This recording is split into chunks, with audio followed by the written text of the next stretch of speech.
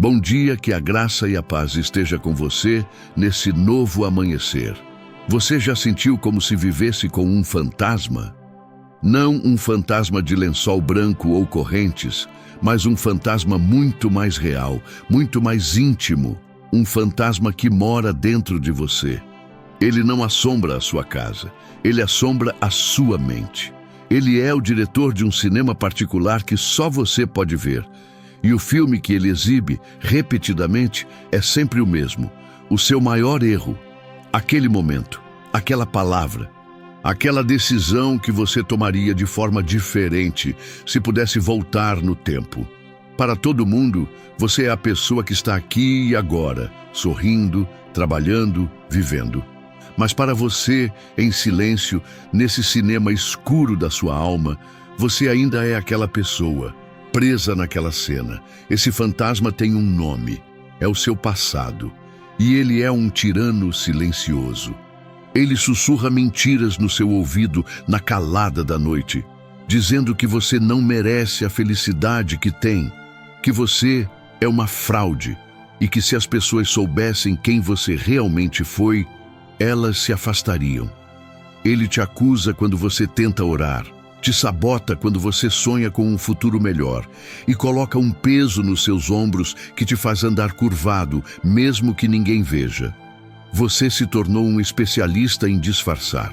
Aprendeu a sorrir enquanto o filme do seu fracasso passa em tela cheia na sua mente. Aprendeu a dar conselhos que você mesmo se sente incapaz de seguir. Aprende-se a falar de um futuro de esperança, enquanto secretamente acredita que o seu está manchado para sempre. Eu te pergunto, até quando você vai permitir que esse fantasma dirija a sua vida? Até quando você vai comprar o ingresso para essa sessão de tortura diária? Existe um poder capaz não apenas de perdoar o que você fez, mas de apagar o filme, quebrar o projetor e expulsar esse fantasma para sempre. E a promessa que eu te faço é esta: se você ficar comigo até o final desta mensagem, você não apenas entenderá qual é esse poder, mas receberá a autoridade para usá-lo. Você vai aprender a dar um basta definitivo nessa assombração. Vamos juntos descobrir como desligar esse cinema interior e sair para a luz de um novo começo, um começo real, onde o seu passado não tem mais roteiro, nem voz, nem poder sobre você. Para entendermos como quebrar o poder desse fantasma, precisamos primeiro entender como ele opera e de onde ele tira sua força. Ele não age sozinho. Ele é um agente de uma força espiritual que a Bíblia chama de o acusador. O trabalho dele é exatamente este: vasculhar os arquivos da sua vida, encontrar as suas falhas mais vergonhosas e construir um caso contra você no tribunal da sua própria consciência. Ele é um promotor implacável que nunca descansa. E o cenário que ele cria é sempre o mesmo. Ele te isola, te faz acreditar que só você cometeu um erro tão terrível que a sua mancha é única e indelével. Ele te convence de que a graça de Deus é para os outros, para os menos pecadores, mas que para você, o que resta é apenas a consequência e a vergonha. É uma estratégia de aprisionamento espiritual, mas é aqui que a verdade de Deus entra como uma luz que dissipa toda a escuridão. Em Isaías 43, versículos 18 e 19, o Senhor nos dá uma ordem e uma promessa direta. Não vos lembreis das coisas passadas, nem considereis as antigas. Eis que faço uma coisa nova, que agora saia à luz, porventura não a percebeis? Eis que porei um caminho no deserto e rios no ermo. Preste atenção na força dessas palavras. Deus não está sugerindo que você esqueça. Ele está te dando uma ordem. É um ato de vontade, uma decisão de fé. Não se lembrem. Por quê? Porque enquanto você estiver olhando para trás, para as ruínas do que foi, você será incapaz de perceber a coisa nova que ele está fazendo agora mesmo. O acusador quer te manter preso ao deserto do seu passado, te fazendo morrer de sede com a lembrança da sua falta de água. Mas Deus está dizendo: eu estou abrindo um caminho nesse mesmo deserto. Eu estou fazendo brotar rios nesse mesmo lugar ermo. A graça de Deus não ignora o seu passado, ela o redime. Ela entra na cena do seu pior crime, no palco da sua maior vergonha, e não para te acusar, mas para declarar: está pago. A dívida foi cancelada na cruz. O poder do acusador reside na sua crença na acusação dele. A sua liberdade reside na sua crença na promessa de Deus. Portanto, o que vale a pena continuar assistindo é a revelação de como, na prática, trocamos o megafone do acusador pela voz suave e poderosa do Redentor. É aprender a ver o caminho no deserto que até agora parecia ser apenas um beco sem saída. Se você ainda acha que o seu passado é pesado demais, que a sua falha é a exceção à regra da graça, permita-me apresentar alguns dos heróis mais celebrados por Deus. Vamos olhar não para as suas estátuas, mas para o barro de que foram feitos. Pense em Moisés. Hoje o lembramos como o libertador, o homem que falou com Deus face a face e abriu o Mar Vermelho. Mas a Bíblia nos mostra um Moisés fugitivo, um homem com sangue nas mãos. Um assassino que, dominado pela raiva, matou um egípcio e enterrou o corpo na areia, olhando para os lados para ter certeza de que ninguém viu. O seu primeiro ato de justiça foi um crime que o forçou a fugir para o deserto por 40 anos. O seu chamado glorioso nasceu da cinza de um fracasso vergonhoso. Agora, pense em Davi, o homem segundo o coração de Deus, o doce salmista de Israel. A mesma mão que escreveu o Salmo 23, o Senhor é o meu pastor, nada me faltará. Foi a mão que assinou a carta que enviava um de seus soldados mais leais para a morte. Tudo para encobrir o seu adultério com a esposa dele. Davi foi um adúltero e um assassino. A sua coroa estava manchada de cobiça e sangue, e mesmo assim, Deus não o descartou. Deus o confrontou, o perdoou e o restaurou, e é da linhagem deste homem que veio o Messias. Havia também um homem que, em sua juventude, movido por um orgulho e uma necessidade de autoafirmação, tomou decisões que o levaram por caminhos de engano. Ele feriu pessoas que amava, não com uma espada, mas com palavras e atitudes egoístas. Por anos, ele carregou o peso secreto dessas memórias, sentindo-se um hipócrita cada vez que falava sobre integridade. Ele se olhava no espelho e via a fraude que acreditava ser, convencido de que seu potencial estava para sempre limitado por aquelas escolhas tolas. Ele orava, mas sentia que uma parede de vidro o separava de Deus, uma parede construída com os tijolos de seus próprios erros. O acusador lhe dizia todos os dias que Deus poderia usar qualquer um, menos ele. Essa escalada de revelações não é para glorificar o erro, mas para magnificar o poder da graça.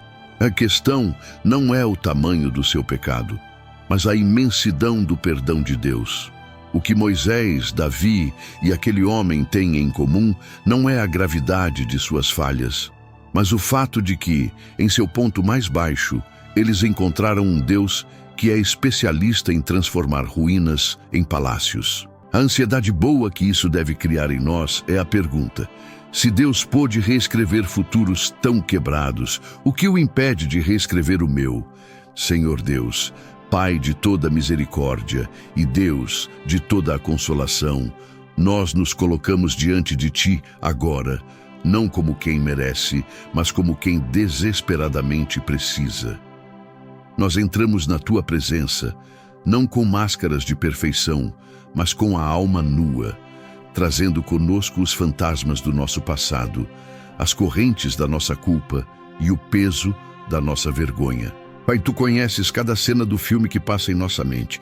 Tu conheces a palavra que não deveria ter sido dita, o ato que não deveria ter sido feito, o caminho que não deveríamos ter seguido. E hoje, Senhor, nós confessamos. Nós confessamos o nosso orgulho, a nossa rebeldia, a nossa incredulidade. Nós confessamos que demos mais ouvidos à voz do acusador do que à tua voz de amor. Nós pedimos perdão, Senhor. Perdão não apenas pelos nossos atos, mas pela forma como permitimos que esses atos definissem a nossa identidade diante de Ti. Perdoa-nos por duvidar do poder do sangue de Jesus, que é suficiente para limpar toda e qualquer mancha. E agora, Pai, em nome de Jesus, nós oramos por cada pessoa que assiste a esta mensagem, por aquele que está se sentindo sujo, indigno, que acredita que a sua história acabou no dia em que errou, por aquela que chora em silêncio à noite, atormentada por uma memória, por aquele que vive com medo de ser descoberto, por aquele que se sente tão distante de Ti que nem sabe mais como orar. Nós declaramos agora, pelo poder que há no nome de Jesus, que toda corrente de culpa seja quebrada, que toda fortaleza de vergonha seja derrubada, que toda voz de acusação seja silenciada agora. Pai, nós pedimos que o Teu Espírito Santo venha como um vento purificador e sopre para longe as cinzas do passado. Desligue, Senhor, o projetor da nossa mente que insiste em passar o filme da nossa condenação. Nós entregamos a Ti o roteiro da nossa vida, o velho roteiro manchado e rasgado, e pedimos: escreve uma nova história, escreve uma história de redenção, de restauração, de propósito. Coloque em nossos lábios um novo cântico. Transforme a nossa vergonha em ousadia para testemunhar do Teu poder. Transforme a nossa dor em empatia para ajudar outros que estão feridos. Nós recebemos o Teu perdão. Nós recebemos a Tua graça. Nós nos levantamos hoje não mais como prisioneiros do passado, mas como filhos e filhas amados, perdoados e comissionados para um novo futuro. Nós declaramos que a coisa nova está acontecendo agora. Em nome de Jesus. Amém. A lição mais profunda que podemos tirar de tudo isso não é apenas que Deus perdoa o nosso passado. É algo ainda mais revolucionário. Deus recicla o nosso passado. Ele não joga fora os cacos da nossa vida quebrada. Ele o junta e, com o ouro do seu perdão e da sua graça, Ele cria algo mais valioso e mais bonito do que a peça original.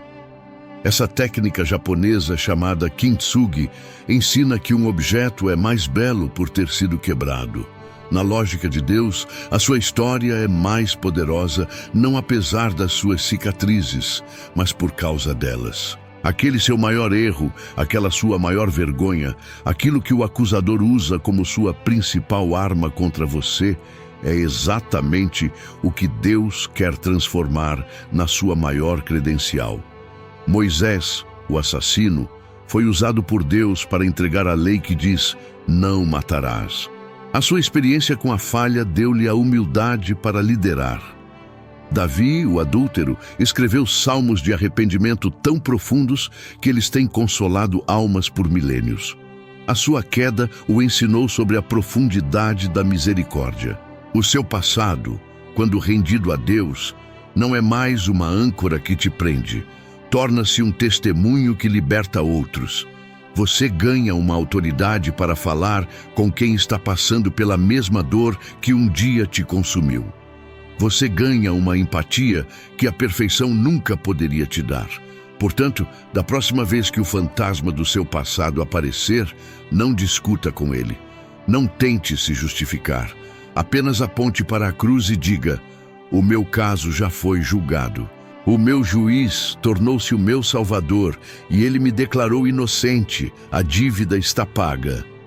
Viva a partir de hoje, não como um pecador perdoado que anda na ponta dos pés com medo de errar de novo, mas como um filho justo que corre ousadamente para os braços do Pai, sabendo que o seu lugar na família está garantido. O seu futuro não é uma continuação do seu passado, é uma consequência da cruz. Se esta mensagem te libertou de algum peso, se essa verdade trouxe luz a algum canto escuro da sua alma, saiba que este é o nosso propósito aqui. Nossa missão é continuar desvendando a beleza radical da graça de Deus. Continuar essa jornada de descoberta É o nosso convite para você. Há muito mais a ser revelado, muito mais liberdade a ser conquistada. Continue conosco neste caminho. A paz do Senhor.